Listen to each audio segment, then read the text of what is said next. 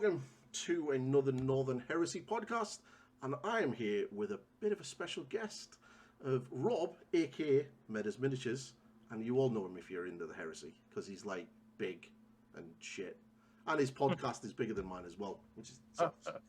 But yeah, but there's no Lee here. Although mine's been going longer, I think though, so it's an unfair comparison, I think. It has, yes. Yeah, well, that's true. I like your podcast. Lee makes me chuckle. I just want to see him paint. Yeah, that doesn't happen very often actually. But his kids have gone to are starting school or have started school, so I think he's going to get some more time to do that soon. Time. So why don't you introduce yourself and let anyone that follows me not know who you are, because I do a lot more than just Heresy. So yeah. So I guess my name is Rob. My name is Rob. I am currently a commission painter, and I do that full time. Nice. I have been doing that full time for just over a year. Before that, I was part time. But the business has been going since 2020. Mm-hmm. I predominantly do Horus Heresy commissions. Basically, I think I'm best known for those. Although I dipped my toe into 40k, Star Wars Legion, had some Infinity on the desk this week or last week. Nice. So I do lots of different stuff. Before that though, my background is actually in education. I was a assistant head teacher for about 6 years and a teacher in various positions and roles in Cambridgeshire and Berkshire and Hampshire. As well. So since I was 21, I've been a teacher. Yeah, and that's me really. I mean, my in terms of my love of the heresy, it's just it came in 2006 when Dan Abbott's book Horus Rising dropped. I remember finding it Huntingdon Library, not knowing too much about the Horus Heresy beyond William King's initial article in the White Dwarf about the Siege of Terror. But I knew some background about it, but I didn't realise the books were dropping, and I found it in Huntingdon Library. Yeah. And since then, I've been absolutely addicted to it. I got probably, I would say, 2015, 2016, got into the kind of like gaming and events circuit once I was working long enough that I had a bit of cash behind me to be able to like pay for buy armies and things like that. In those days it was all I don't think Calth or Prospero had yet dropped, so everything was in resin. Yeah, it was mainly the Badab Wars that kind of kicked everything off. Yeah, that's right. Yeah, the Mark IV, those Mark IV plastics, resin models that the Red Scorpions used. But then since then it's just kind of snowballed really.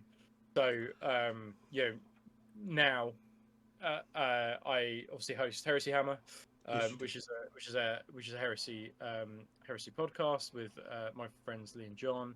I do commissions. I do painting classes. I held one, a Horus Heresy themed one. It was a Horus Heresy Kratos course. About 3 weeks ago, we had 12 guys come along, and each one of them chose a legion, and we painted up a Kratos each, and that was great. And I have a fledgling YouTube channel, I guess.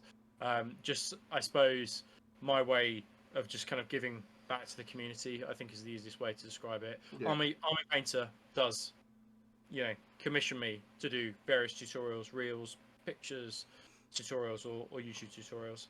So I have a kind of affiliations with those guys, but also those tutorials away. They're not behind a paywall, I guess is the best way to describe it. So there's my way of kind of like giving back to the community. Next year, 2024, I guess things will continue to go as they are, but I'm looking to do more things further afield. So I've got a couple of courses in America for the Kratos course actually, which so we'll see if that's a success. The first one I think is in April time. and it's going to be in California, and then we're looking to do another one potentially in Florida as well. So Nice. yeah, things are really busy. Not much time to I need another one of me to actually enjoy the Horus Heresy. But yeah, things are full on. But I won't moan because um, commission painting is I think a good job to have. I used to do it, and I did it for a couple of other companies and studios, and I found that it kind of broke me when they wanted me to do like army stuff. Right. Um, So I don't have an issue. I don't have an issue with that. Like so being a teacher in the UK, if you're not from the UK and watching this, it's a really hard job. I can imagine. Really, and so when I went to commission painting and working from home and listening to audiobooks and painting, I was like, Jesus Christ, this is literally the easiest job in the world in comparison to what being a teacher was. So I'm still kind of like, of the mindset that life is great. Army like painting commissions are difficult, I think, in the sense that they're relentless. You've got a brief that you've got to stick to, and they, ideally somebody wants it by a certain deadline. Most people are flexible, but people are, you kind of, even if it's a self-imposed deadline, you feel like you're working to a clock sometimes. And there's something about the relentlessness of doing, like, say, 40 models in one go and doing all the metallics on them and that sort of thing. But no, I don't mind that. I think with a good audiobook or some good podcasts or whatever, I think that time flies. Sometimes I just find myself with not enough time in the day to do the things I want. So painting is my happy place. So being an ex-veteran with PTSD, sitting here with a brush is how I turn this off. So listening to a book and painting, I can generally just zone everything out and just let myself go. Although I've still only just started listening to podcasts, and that's how I come across you guys. And obviously because I was looking for heresy stuff. But yeah, I think I pretty much consumed all of yours in the space of a couple of weeks, just in painting and sessions. It was quite funny. Off on a tangent now, but I listen to all kinds of audiobooks, which just helped me kind of just get through the commission painting. But so last year I did the entire Wheel of Time series, which is like 13, 14 books. And they're like 20 to 40 hours long each one, right? So they're monstrous. So like massive fantasy epics are good ways to. I'm not reading them or listening to them until I finish watching the show. I don't want it spoiled. It's interesting to say that, actually, because I've been hugely disappointed by at least the first season. The second season. That's what I've kind of got the hint off from most book readers. It's not the same. So I was like, no, I'm not touching the books until the show's finished, and then I'll read the books. Because I was kind of like that with Game of Thrones. So I was like, no, I don't want to. I want to be on the other side of the aisle. But yeah, it's I like your painting style. I would have to admit that I would definitely put you in the same category as Henry from Cult of Paint in regards to how you approach your tutorials and like that sort of end result. You've definitely got that Cult of Paint vibe going on, which is kind of cool. Very, very opposite to my own, which is more clean, sort of heavy metal sort of style.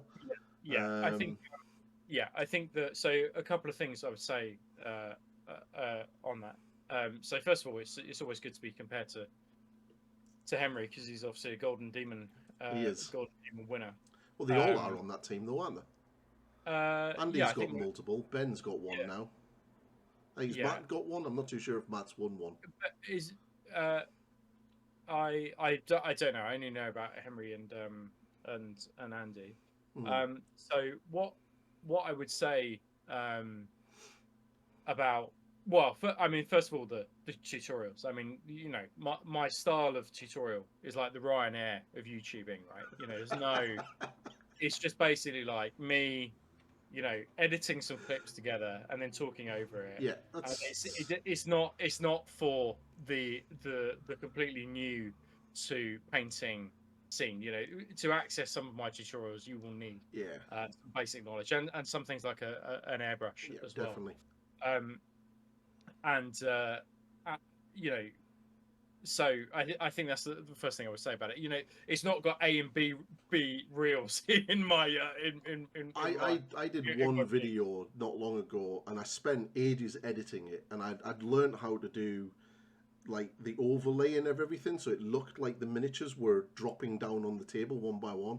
I was so chuffed with the edit, and it was only like a 30-second part of the video.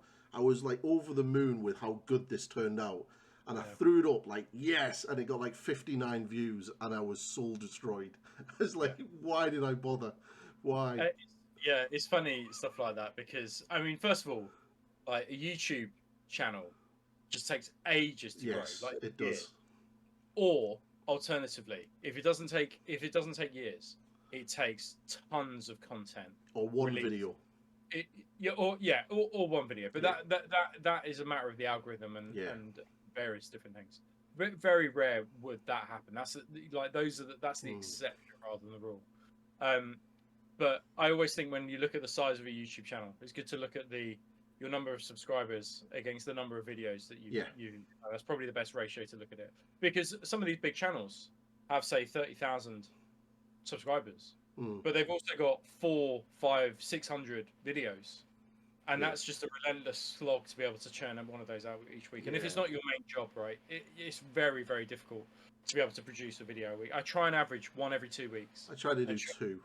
Yeah, but I definitely couldn't do one a week, mainly because I don't get paid for them, right? I mean, like, I don't switch on ads or anything like that for YouTube videos, but it's just, you know, it's a day's work, commission work for me that I would lose. But I'm basically only able to do the YouTube stuff because the Army Painter, our agreement allows me to do it. And that's pretty good.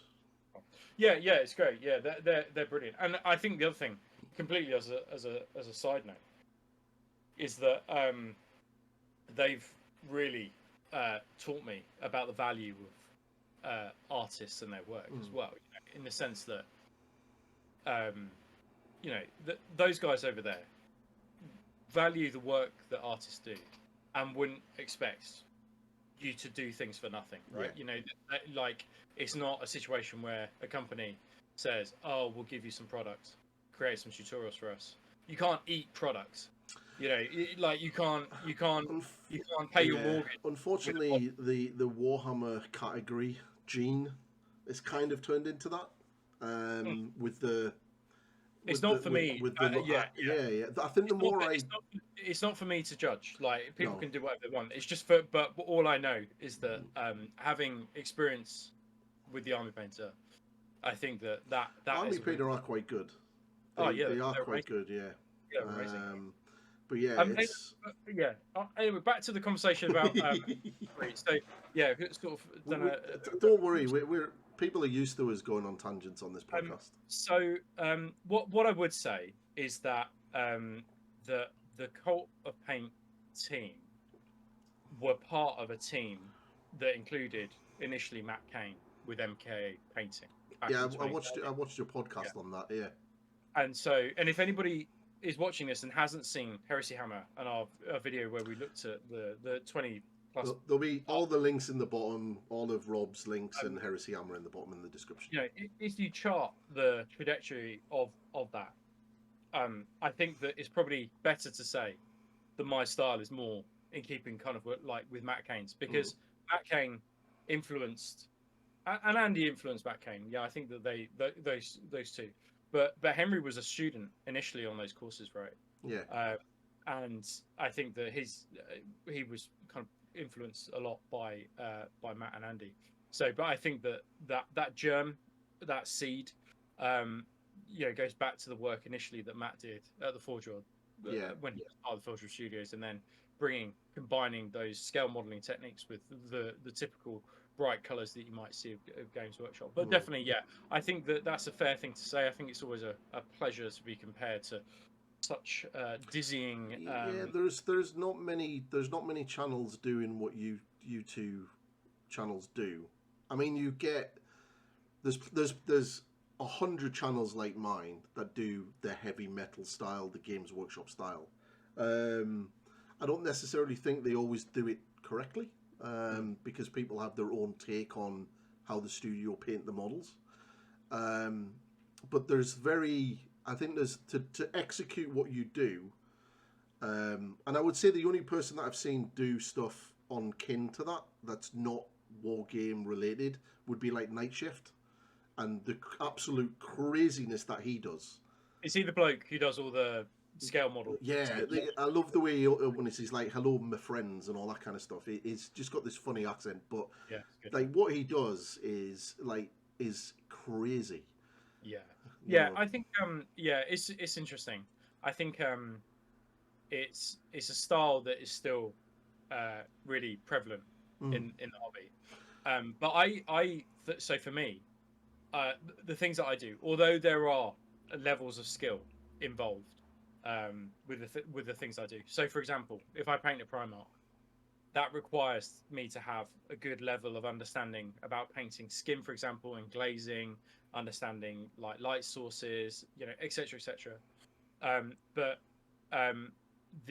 when painting a tank, so the Death Guard tutorial, I wouldn't describe there was that tutorial requiring a lot of skill, but it did need procedural knowledge, step by step by step, to know what to do. And so that means that I think that anybody with the tools can probably access those tutorials. They're fairly idiot proof, and they're fairly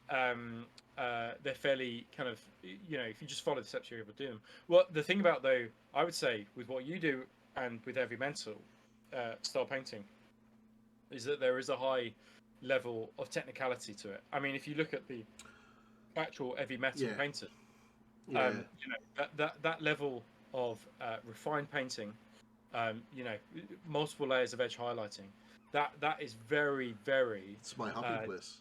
That's very technical level of skill that you need to be able to acquire to be able to do that. I have been tempted to get a tank and to see if I can weather similar to what you guys do with just using a brush, no airbrush whatsoever. I think a good example of that would probably be Richard Gray. I think he did a Death Guard Scorpius. Yeah. And he did all the streaking with contrast paints and things like that. So there is like precedent that you're able to do it without. I did my Leviathan Dreadnought entirely. Exactly. But I just think that basically with oils and things like that, with gloss varnishes, you can go wrong and fix it. Whereas it's much harder to do with acrylics because you have to go back. You need to be quick. If you make a mistake with acrylics, you need to be quick to fix it. Otherwise, it's you're stripping it, knocking it back, and then completely restarting it. But no, you do some really nice stuff, and it's definitely gets my head churning. Of can I do that? Can I do it? Oh, anybody can do. Anybody can do what. But I know fine well if I took a tank and went to hand paint the entire thing like that, I'd be there for 100+ hours. Yeah, and I'd be and then it's just not feasible to do an army. No, that is definitely true. So I think that I guess that there's always a calculation. Commissions aside, I think that's a different beast. But when I'm doing my own painting, there's always a calculation that you've got to make, which is the time you put in and the effort you put in against the outcome. Yes. And I think that it's all very well painting to the highest possible standard you can, but often the lighting in a gaming hall is not very good. Like we did, I was at the Irish GT for Age of Sigmar about a month or so ago, and I don't have a fully painted Age of Sigmar army because anybody that knows me knows that I like to change my armies a lot. Normally, when I'm already thinking about changing from salamanders, but I'm not getting rid of the salamanders, I'll continue doing them and use the Emperor's Children as more of a real painting project because they're more of a painter's army than what the salamanders are. And plus I want Fulcrum, so so I was using my mate's Age of Sigmar army, but my Gotrek miniature, which is completely non-metallic, free-handed tattoos all over it, looks great. I'm really pleased with him.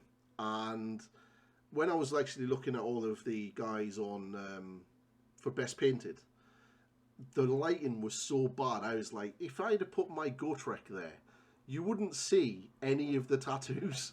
You wouldn't see any of the non-metallic silvers or golds, and he would just disappear into the background because he's so small. And it'd be like, that's 50, 60 hours that I've spent on that miniature for nothing. Yeah, really. I think that Absolutely nothing.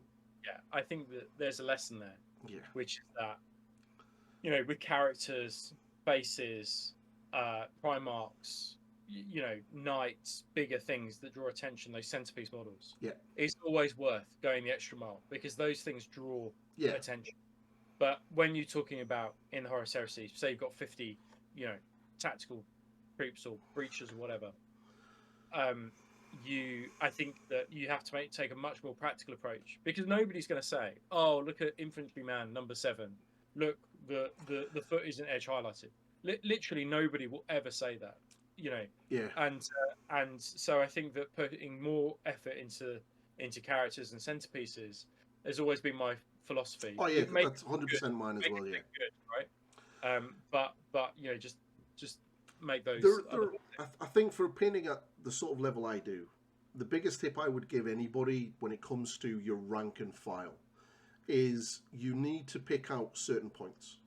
So power sword, a power fist, a crest on the top of a helmet, the shoulder pad, so anything like that that kind of brings that model out from the pack.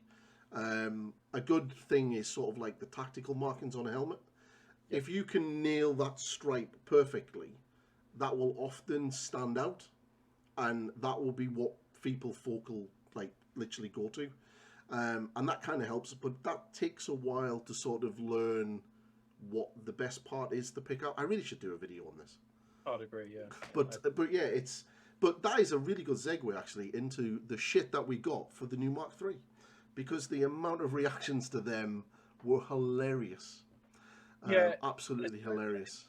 I although it might seem I spend a lot of time on social media, really? Usually it's posting my own stuff, and preparing stuff and posting stuff. But I saw that some people said that they didn't like the Mark III and lots of money, but I actually didn't see any hardcore comments. Oh, I got reported to admins because I was like, you do realize that a lot of what you're saying is essentially gatekeeping. Yeah, right. And he literally was like, oh my god, you're calling me names, and reported me to the admins, and then they deleted the comment. But he'd made a list of everything wrong with the Mark III, and it was like such a pointless list. Like the armor plating wasn't the right shape, or it was just like, seriously, you either like it or you don't. You know.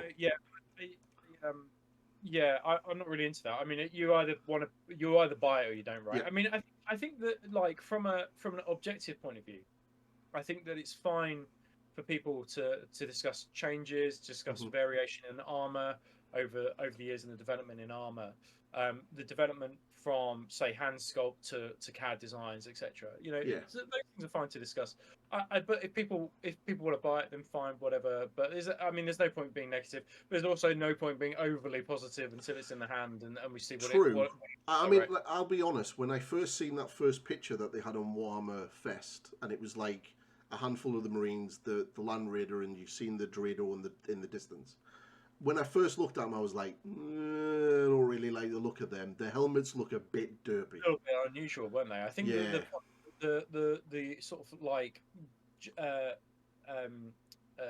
them sort of it was like the old German style Prussian Bismarckian kind of like helmet. Which I get the feel that they're going for, because that's kind of what the artwork is inspired by. Yeah. But it wasn't until they actually did the proper preview of them and we seen the actual proper. And it's kind of cool that they didn't really show any painted as Imperial Fists, which I was actually quite surprised at. Yeah, but the studio version of the Sons of Horus. The only one I didn't really like was the Space Wolf. I thought he looked naff. Yeah, I think you gotta make extra effort with Space Wars. I Yeah. think they basically just need bare helms and an axe and a Wasn't shield. enough markings and stuff, but the kit itself in the Iron Warriors was stunning. Um, so Ultramarines looks really, really good. I can't remember the other one, but yeah, it was they all 1,000 look sun. great. Yeah, Yeah, I think the really interesting thing for me about that whole reveal. So number two things was that the poses are fairly similar with the Mark, yeah, they with are. the Yeah, Mark 6 and the Mark 3. I've literally not got a problem there. I couldn't care less. But what was really interesting was the sprue, the command sprue with the power fist hmm and some of the heads on is the same. So it's an interchangeable kit, which I thought was a very very interesting move by GW. Whether we'll see that for a Mark 4 kit, a Mark 5 kit, whatever. yeah. I think it's an interesting avenue to go down full stop, because if you think about it, they've already said that these kits will be completely compatible with the weapon frames that are coming out or that are out, so the heavy weapon and the specialist frames, which is got me thinking straight away, because those heavy weapons come with arms, and those arms aren't Mark 3 arms. Mark 6, right? They're Mark 6. So it was like, how's that going to work? Yeah, so that I did think that actually, but yeah, I don't know. I mean, maybe the Mark 3 sprue comes with alternative arms. Maybe maybe the weapons will be reboxed, which is not unprecedented for them to No, do. yeah, Which that's and true. they'll put additional Mark 3 arms in there and Mark 6 arms in there. Like it's anybody's guess really, or it will be a mix and match of the armor. I think I'll be disappointed if it's a mix and match of the armor if they keep it the same. But I in the sense that I would like Mark 3 arms for my Mark 3 Yeah, Marines. But I suppose we just need to wait and see. I mean, I think the reveal said that it would be available to order sooner than we might think. So I think that box is what they've brought forward to fill the right, gap from the Epic, because obviously right, that's been delayed, and then next minute this has been like shown, and like I think it was like a day or so before, I think I'd messaged you actually, saying that the Mark 3 kit has been removed from the GW website, and I think that was like literally the day before, and it was like, well, this is definitely getting shown tomorrow. And then they're not going to remove it unless it's like due for pre-order very soon. yeah, So agreed. I wouldn't be surprised if it's not like, when you're watching this, it'll be the Sunday coming. Should be I the hope so. announcement for it. Yeah. Yeah, I hope so. But yeah, I think waking up that morning with Fulgrim was probably the biggest out there moment. It was like, where did that come from? Like, Yeah. completely. So I'd heard that was coming. So and I'd heard it was a snaky version. I knew Fulgrim was coming because I seen a model in 2018 at an industry Right. thing. I knew he was coming, but I was always under the impression that that was going to be for 40k. It was going to be a plastic version. Yeah, no, there's definitely a plastic version coming for 40k with the Emperor's Children release. That is 100% happening. Oh, interesting. Now, what this what kind of gets me interested about this Fulgrim miniature is this is for 30k only. Yeah. Now, But everyone will just buy the plastic version. When that comes out. potentially, unless, because we don't exactly know what the GW studio is going to do with that. Yeah. But what I'm more interested in is we've now got a Demon Fulgrim coming to the Heresy. Yeah. It's not the 40k plastic one, which we automatically assumed is what was going to be happening with Angron and the others. Does that mean that we're going to get resin versions of the other three? Yeah, I think so. From my understanding, I think all the Ascended Primarchs were getting a new resin model. In fact, I'm pretty sure at some point they've said, "Oh, we're going to do more." Well, they said that they were going to update them to what they were like during the siege. Right. Okay. But I never expected them to like do demon versions, because we already had demon Primarchs in plastic. No. When they said that we're going to update them, I fully expected that. I think that from a practicality point of view, so just to go back to the plastic version, so I think that I thought the reveal was amazing. And I thought it was a particularly, fantastic model. Loads of attention to detail in it, and I think that it's a model that will take somebody either flat out a week to do, or over the course of a month or a couple of months to do well. You could do a contrast job on it, but I just don't think that it would. Yeah, like It would be as good as it could be. I think the practicality point of view, and it's the same as I feel about the Capanda model, is that it's a model, uh, uh, particularly with the wings, which is going to be very, very delicate. That yeah, I think that people are going to struggle transporting it first of all, but also I can just envisage, like I would definitely, as I put it down, accidentally like knock one of the either his fingers off or something like that. And I think it's not very practical. Whereas I'm doing the Angron, a plastic Angron at the moment, and literally you could knock that about, throw it on the floor, yeah, and because it's put together with plastic glue, just like this will be fine. No matter what I do with it, it will be okay. yeah. I And I think think that there's a practicality thing, and if they release a 40K version they will. that's vaguely similar to the resin version, I think people would just be like, oh well, I'm just going to use the plastic version Yeah. because it's cheaper probably, Well, and yeah, also it's definitely going to be cheaper. I'm definitely getting the Fulgrim model because I want to paint him, and that reveal was definitely the tipping point in me wanting to start the Emperor's Children. Yeah. Because I think a couple of weeks before I was playing my mate at Night Lords, and I was like, I want to do a close combat legion. They have to be traitor. It's either Emperor's Children or World Eaters, or possibly Word Bearers. But if I do Word Bearers, it's just going to be Galvo back.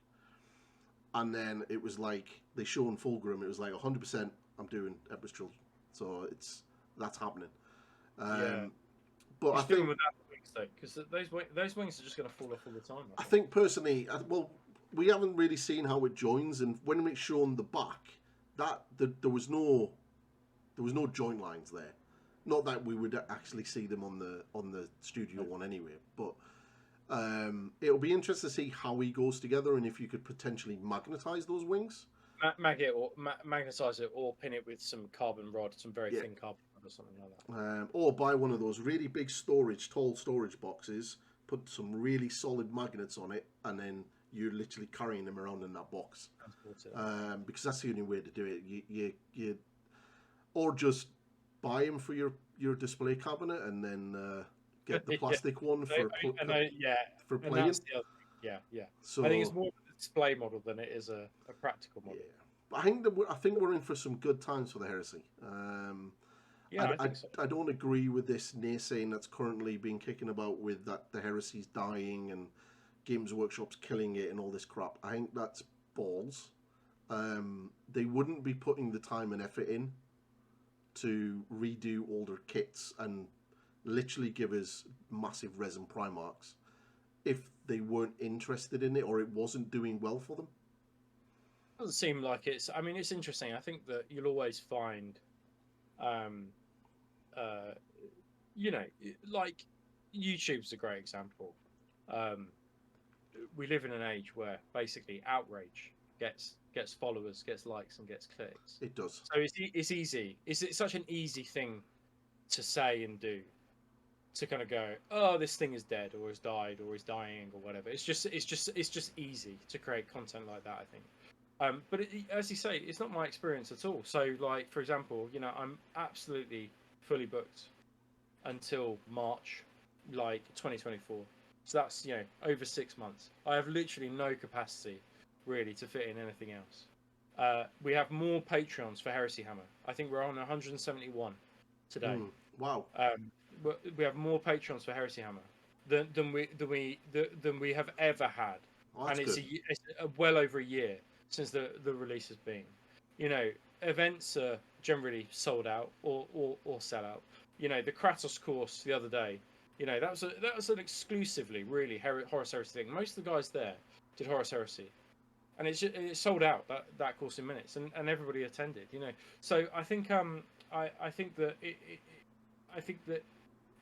And I saw those videos as well, particularly because Games Workshop can only have so much bandwidth to be able to put on their social media You know, and it was all their efforts were being put into Leviathan. And sure, like the Epic release, that didn't look great, you know, and you could perceive from that, oh, they've dropped the ball here, therefore they've dropped the ball on Horus Heresy. I But don't I think know. that's probably like a basic um, read of that situation. I mean, we've got basically a starter box, right? You know, we're in a Yeah, really healthy place for. I think that box is going to Horus be a good. I think it'll be about 120 quid. Looking at what's in it, maybe a little bit less, Yeah, I think what was the night? The night was 120 quid, was it? It something was like that. that. Yeah. Yeah, I so mean, we you're were getting what? expecting around 90 or 100. You Yeah. get what? 30 Marines in it, a Land Raider, which can be built either way, and then you Yeah. get the new Dreadnought. And now, Yeah. I asked them on social media about the additional weapons, Yeah. because obviously they've not shown the Volkite and they've not shown the las cannons, Yeah. and the 4 missiles on the rack. They've only shown the actual like Havoc launcher type thing that it has.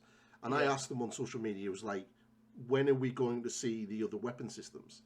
Yeah. And they basically went, we have more to show and talk about in Yeah. regards to that. So I think it was unless in the there's article, potentially the two missiles, kits, the missiles are in the article. I think I said. I think it's yeah. came with. So unless there's 2 boxes like the Leviathan, Yeah, it would be interesting. It wouldn't surprise me if they did that because that's a mm, classic move mm. to be able to basically sell the alternative weapon options. Or just So the I sprues. can believe. I, Oh, I, yeah, or just spruce. Yeah, as you say. the only thing I have on that Dreadnought is there's a lot of other options in that slot competing against it. Yeah. And it's like, it's a cool looking Dreadnought. And it, why would you not want massive heavy las cannons? Because they're the heavy las cannons. Yeah. But there's so many other things, like a Leviathan just performs way better than it. You can, even like a Predator with the same sort of weapon loadout will perform better and be cheaper. So it's a very odd, unless you're coming up against a very anti or an air dominant meta in your local gaming area, then these Dreadnoughts are ideal for that. Yeah, I agree with that. I think that's probably a good assessment. I think that the fact that you can take 2 in a Talon makes them more appealing than what they were, because before you couldn't. You could only take 1. So there it was kind of like, ooh, are you really only going to use 1 slot for one guy? So I think being able to take 2 is good. I think that I've seen more heavy las cannon option. Is it the Arachnus las cannon? Is that what it's called? Yeah, it's a pretty nasty weapon system. Yeah, so I've seen more of those in the past 2 months than I have previously. Yeah. And they're pretty lethal. You know, even against Proteus, they're pretty lethal. So if the las cannons does come in the box, I expect to see lots of people take the las cannon option. And then the Boreas air missiles, I think they're strength 8 AP2 from what I recall. I expect people to take those. So yeah, it's an interesting one. Some people just love. It's like Marmite though. You know, some people love the Dorado and will take it, and some people just can't stand the lines and the curves of it because it's not like a Contemptor and it's not like a. It's just a weird looking dread. Do you know what it reminds me of? The old Space Crusade dreadnoughts. Yeah, I know what you mean. Yeah, it's like they've got that idea and brought that in. It's interesting. I would. I mean, if I'd probably buy the box. Yeah, I'm most interested in Mark III. But if there's a Dorado in it, I'll just be like, yeah, sure, why not? I'll give it a go, see what happens. You know, I think that some long range fire support in particular, I think it'd be a pain in this. I think the benefit. So going back to the conversation you were just having, so around a Predator, Leviathan to one side. Things like Predators. The thing about the Dreadnought chassis as a long range weapons platform is that it's super survivable in a way that vehicles are not. So that's what it has say over the Predator. So like its damage output might not be as much, but you can rely on the fact that somebody can shoot at it and then it not be destroyed instantly because your opponent rolled well on the armor camera. Toughness 7. 7, yeah. Yeah, so 6 wounds, 2 up armor save. And then for Iron Hands, which I faced, it's but effectively toughness 8. Yeah, it's not the way you should look at it, but effectively it's toughness 8, right? So I think so that is jealous of Iron Hands. yeah, I think it's a decent option, but I think you'll see everybody armor with the las cannons because the las cannons are if they definitely sell the las cannons in the plastic kit, I'd probably get one just to have one. Yeah. Just to add to the rest of my dreadnoughts. Yeah, I think an Emperor's Children one, a Salamanders one will look pretty good.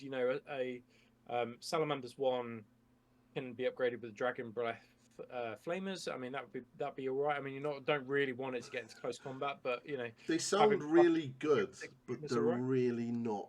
No, yeah, I have argued with you guys in your comment section the way you slag off the Salamanders so much. I am so offended. Well, we are not that bad. We're not that good. Nor are they that good. I mean, they're not very. I mean, they're a special rule.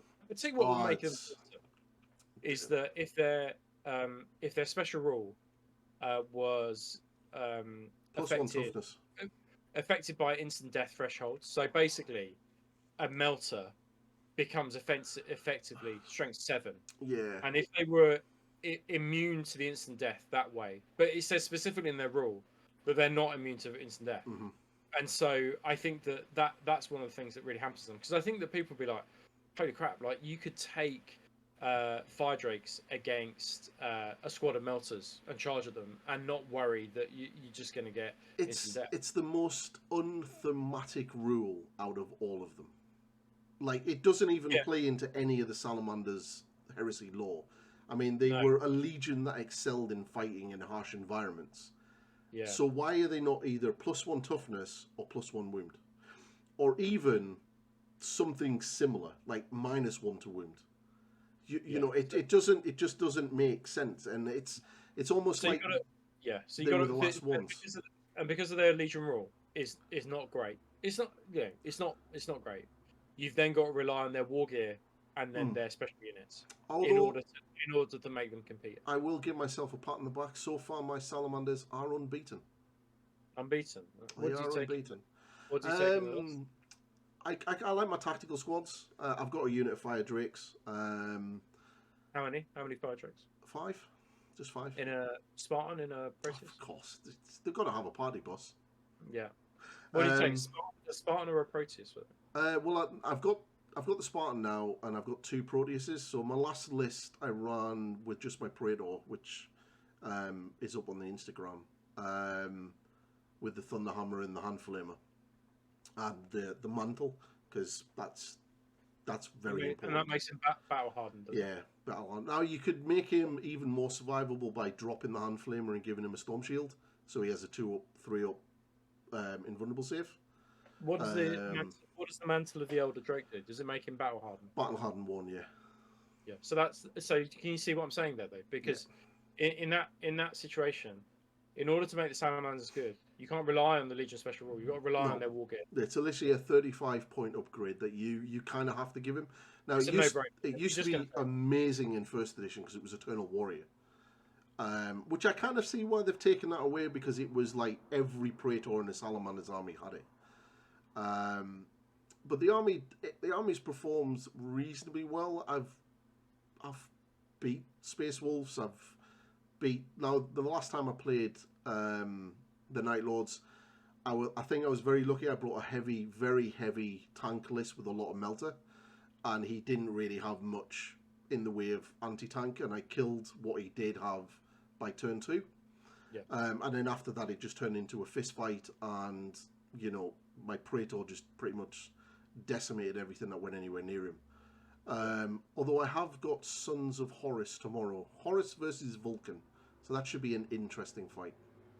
I reckon Horus will win. Well, we will see. I will let you know what happens. Let me know. I will let you know. I can't see a situation where Horus doesn't win that. If it's on the dice and the dice are averaging, I think. We'll have a look. And so far, he's not done too well with Horus. I mean, Lehman Russ has done him over, so I think he's looking for. Yeah, Lehman Russ will totally. Because Lehman Russ is like weapon skill 9, isn't he, or something? Is he something savage? I think he's 8, but you're -1 to hit him in the Right. first round of combat or something. What's Vulcan? Is he weapon skill 7 or 8 as well? He's weapon skill 7. He's not. Yeah. Okay. He's, So he's, he's a you'd be hitting lover. on 5s. You'd be hitting on 5s and then the -1 on top of that, right? So you'd be hitting on 6s. Against Horus. No, against Lehman Russ. Oh yeah. I think I'm hitting him on 6s with a mastercrafted reroll. Oh, right. Interesting. But yeah, like, you don't really want to fight Lehman Russ with another Primarch. That's not unless it's someone like Fulgrim or maybe Korax, because you've got the speed. Mm-hmm. But yeah, I think 2 tanky Primarchs going up against each other will be quite interesting. So it should be fun. Yeah. Or I could just do what I did with Korak, with Kurz, and shoot him in the face with my pistol. On Overwatch, that was my glorious moment. That was great. That's good. Yeah. Oh, that Overwatch is now pretty decent, right? Yeah, it's just but like normal. Vulcan has Vulcan has a really good pistol, so he hits on 2s, and then when you successfully hit, it's like a D6 hits, and I rolled a 6. And then because it's like strength 7 AP2. Yeah, he was all on his invulnerable, and he failed 5 of his wounds and just died. And I was like, lol. Yeah. So that's unlucky. But I think that would have been a good scrap. I was looking forward to that one. I was surprised he did it, because my mate Chris very rarely puts Kurz into Primarch fights. He'll just go and bully your army with him, which is kind of what Night Lords do best. Yeah, I mean it's probably the least dynamic way to play Heresy. Well, Primarch versus Primarch, right? But there is something glorious about it. I will be gunning for the face off tomorrow, 100%. Yeah, 100% will that. So yeah, but I'll probably take my armored list again. My Land Raiders, Terminators, Vulcan. Yeah. So it should be a good scrap. But I think he's just got himself some last cannons, so I'm expecting to see them. That's probably going to hurt. Yeah. So. Yeah. But yeah. And then I'll be slowly moving on and starting the Emperor's Children. Yeah, I mean, you could do this as an allied detachment, couldn't you? To start small for the do some loyalist Emperor's Children to start with, and then. That's one of the things that really interests me about the Legion, because they're one of few of the Trader Legions that have really good loyalist and Trader elements. So you can kind of build your army very, very differently, and even with the Trader side, you can go really messed up, like with a lot of the Noise Marines and everything else, or you can be relatively not so corrupted yet but still be Trader, which is kind of nice. And you don't really see that in most of the Trader Legions, to be fair. No, and we've got this this new book coming, which is giving more options to the You can be even more decadent, hedonistic, wild with their mad noise type orgies as well. Is there Noise Marines? Is there Empress? I know that they've mentioned the Salamanders are getting a new. Yeah, so the Empress Children are getting more units, I think, or if not units, then it's going to be rights, different ways to build them. I think there's lots of things for Empress Children in that book. Because in my head, I want to build a snake-bodied Palatine Blade unit. Oh, this is a perfect opportunity. So I'm hoping that there's some crazy rules like that in there for them, because that would be quite a fun hobby project. Yeah, that'd be good. But his Fulgrim's rules are interesting. He looks like he's going to be a bit of a murder bot.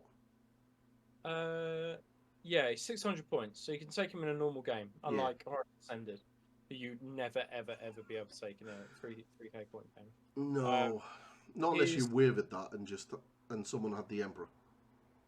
Yeah. So from what I recall, his normal attacks are strength as user, and they're AP2. Yeah, they are. And then they've got a 4-up murderous strike, which is all right. And then he's got this other unwieldy attack, but you can only have 3 attacks max of those, can't you? Mm. Yeah.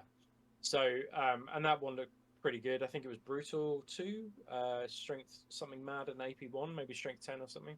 So that was good. I think we need to know whether there's a couple of things we need to know about those. Like, does he have weapon mastery, for example? So can he split his attacks in the way that he wants to, up to 3 with the initiative 1 attacks? Is that not built into the Primarch rule though? I don't know, but I'm not entirely sure, and I would say no because Horus, I think, specifically has weapon mastery, so you can choose between the claw and the. Yeah. Although I'd have to check that. I'd very very rarely, if ever, use Horus. So, but yeah, it looks promising. It will be interesting to see whether he has some sort of psychic ability.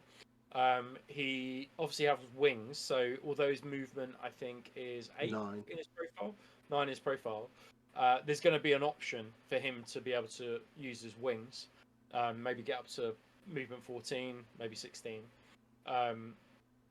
and that, I think, will determine what unit you put with him. If he's able to join a unit, if he's got the demon subtype, what does that mean? If he's got the corrupted subtype, what does that then mean? So I don't think he's going to be able to join units. Yeah, so it'll be interesting to see. But then what we don't know is, in the new rulebook, in that new expanded army list, can you then buy corrupted for your Emperor's Children units, which then will allow you to then go with him, right? So there's so many unanswered questions about him. That we don't know, and whether you would be able to build a list around him, for example. I mean, that's the real test of how good. I would imagine that's what these corrupted hosts are going to be for. Yeah, is going to be for that. Yeah, it's an interesting book. I some people were like, again, very unsure about it, of why we're getting it, but I quite like the idea of having this book with all of the exemplar PDF units that we've had in one book, because I'm a sucker for a nice big hardback book. Yeah, some of the units have been some of the units inevitably are going to have to be rejigged, because some are absolutely terrible and some are just way too strong. So I mean, yeah, I don't know if the Blood Angels one, the Orphan's Court, is in that book or not. But basically, they're just so bad. Like, nobody would ever take them unless you're a particularly mad, fluffy player. They're not. It's better probably just to take a command squad. There are, but there are some, like the Efrit, Cadre, whatever it's called, that are actually all right. I mean, the Huskars are just like a no-brainer for all Imperial Fist players. So, are they going to be toned down? Are they going to lose battle hardened? It's the same as the loads of questions, I think. Yeah, it's like the full Materis. Are they going to? I mean, from the article, it sounds like this is the first of many of these type of books that we're going to get. So, yeah, like, is this them now going to start going through the legacy things and bringing in what we can essentially get back? I think there's a lot of the 40k crossovers will not get new rules in these books. I think that's, you're not going to get Indominus Terminators in 30k anymore. I can't see them doing it, especially with the skill difference. They'll look a little bit weird on your battlefield next to your Cataphracti Terminators. But I think it's going to be an interesting sort of see what they actually do with it. Yeah, I mean, this is just the exemplary battle one, right? I mean, whether they will touch the Legacies PDF, and whether but they have the option just to update the Legacies PDF. But with the exemplary battle ones, it would be interesting to see. I'm looking forward to it, but mainly because it just gives people potentially new units to be able to convert. I doubt that we'll get obviously new models with these. Or many new models with these books, but it does give a kit bashing opportunity for people, which I think is quite cool. I think that it was unexpected. If somebody said to me, "Oh, there's going to be a book which has all, like, some of the exemplary battle units in, and plus more stuff," I literally would not have known that. But I was fairly secure in kind of all the predictions for Nova. You could have been like, that I think you would have been fine to kind of go, I can put money on what they're going to be. I knew it wasn't going to be the Siege of Terror. There's no way we were going to get a Siege of Terror book this early in second edition's life, especially when they haven't finished the actual Black Library series yet. Yeah, but to be honest, fuck knows. Like, but I mean, it could have been anything, right? I mean, who knows what the next one might be? But I think whether the Siege of Terror, because the Siege of Terror, it could be something like the capture of Pluto. It could be Alpha Legion, the primary protagonists in the book, and it's just a small arena of the wider siege and the Solar War, or it could be Beta Garmon, which is just the bit before the Solar War. I mean, literally, who knows? But I think this was a great release. Looking forward to seeing what's in it, and it's other units apart from Imperial Fist and Sons of Horus, from what I understand as well, which is, I think, a good win for just people more generally. Anything not Imperial Fist focused is a win right now, because it's just the salt has just been too much. Although I definitely agree with what you were saying about the Proritors being changed. It's probably been a scale issue rather than anything else. The Imperial Fist Proritors. Oh yeah, 100%. Yeah, well, I mean, I say 100%. I mean, 100% in my head. Yeah, I mean, that's clearly a scale. They couldn't resize it and then say to people, "Here it is again." Yeah, that opens them up for without refunds. giving people a refund. Exactly. There was no way that they would go. That does make sense, but then I just don't. I just wish they would be more transparent and just say, this is not gone the way we wanted, so we've redone it. Yeah, but they'd be, or even come out and go, there's an issue with the molds. Here's a new model. Okay, yeah. I mean, that would have been. But then people would just make a new mold. You have that ability. So. But but they are.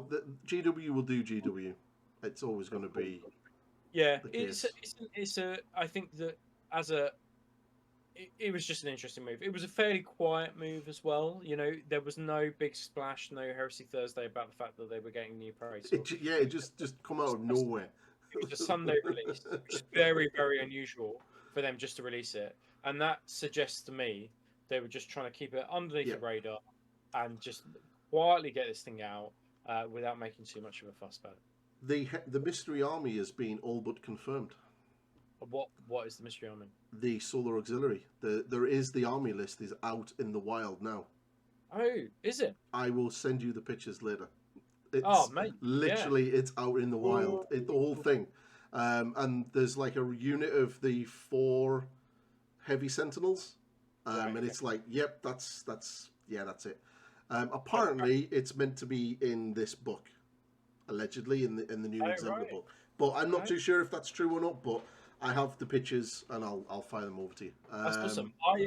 So I couldn't give 2 hoots about Solar Auxilia, but I'm disappointed that this new army is not loads of units for Sisters of Silence, to be honest, because they are severely lacking in units. But there's going to be loads of people who want to play with Toughness 3 human mooks, but I want to play with Toughness 3 human Sisters of Silence rather than Auxilia mooks. Yeah, I think that's going to happen eventually. I certainly hope so. And I think there's going to be there'll be a big release for the Sisters and the Custodes, because we have to get the Emperor, so he's going to have a book all on his own. So the Golden Boys and Girls will get their time in the sun at some stage. It's just a matter of waiting, I suppose. Yeah, it wouldn't surprise me if lots of it's in plastic and there's some sort of kind of just Talons of the Emperor 40k release, in the same way that we had with 40k basically. And that'd be good because it'd be in plastic. So yeah, I'm all for that. Fingers crossed. Just trying to find those pictures now. They're definitely in one of our WhatsApp groups, but I'll have to get them over to you. Unless I misread them and they're Oh, that was. the epic ones, but I can't see that happening because there's no links Right. for that. But Yeah, it was definitely Solar Auxiliary because I skimmed through it and was like, oh, that's cool. yeah. But yeah, well, we've been going for an hour, which is quite good for us, actually. That's all right now. It's not bad. Talking Heresy. So yeah, so we'll call it. And because one, I've been working all day and I'm starting to flag, and two, we'll get into the danger of waffling, and that's just bad because we could end up anywhere. Absolutely. So I will put all of your links and everything else into the description for anybody who will go over and give Rob some love, and the lads over at the Heresy Hammer. So don't be stingy. It's free, cost you nothing to do it. And yeah, and we will. I have no idea what we're going to be doing next week. Kyle should be back next week, so we'll probably be talking about Ultramarines. Nice one. Because I don't want to talk about Imperial Fist because I want to hold that off for as long as I possibly can. But yes, it's been a pleasure, Rob. So thank you very much for joining me. Yeah, thanks for having me, fun, mate. and I look forward to your next podcast. Nice one. And I will catch you later, boys. See you later, everybody. Bye.